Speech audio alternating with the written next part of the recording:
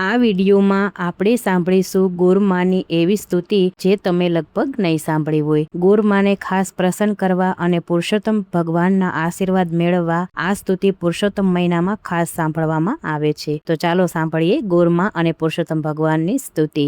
બ્રાહ્મણને ઘેર ગાવલડી વનમાં ચરવા જાય ગોવર્ધન રસિયારે, વાલા આપોને દર્શન મુખ પર વસિયારે. સવાર પડીને ગાય ધણમાં ચાલી, જય વનરાવન ઉભારે ગોવર્ધન રસિયારે, વાલા આપોને દર્શન મુખ પર વસિયારે. સાંજ થઈને ગાય ઘેરે આવ્યા, કુંભમાં નંબળે દૂધ ગોવર્ધન રસિયારે, વાલા આપોને દર્શન મુખ પર વસિયારે.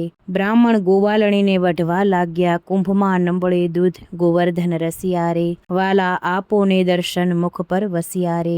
એક દિન ગોવાળ કીધે ચડ્યો, ગાયની પાછળ જાય રે ગોવર્ધન રસિયારે, વાલા આપોને દર્શન મુખ પર વસિયારે. પહાડ ઉપર ચડી જોયું ત્યાં તો નિસર્યા નાના બાળ ગોવર્ધન રસિયારે, ગાય માતાના પીવે છે દૂધ વાલા મુખ પર વસિયારે.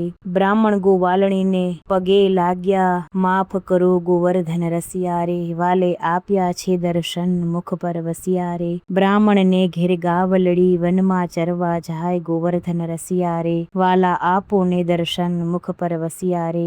ગોવાલણીની આ કથા જે પુરુષોત્તમ માસે ગાય, સુખ સમૃદ્ધિ સૌએ પામે અંતે વૈકુંઠવાસ. બોલો શ્રી ગાથા ગોરમાની જય, પુરુષોત્તમ ભગવાન કી જય.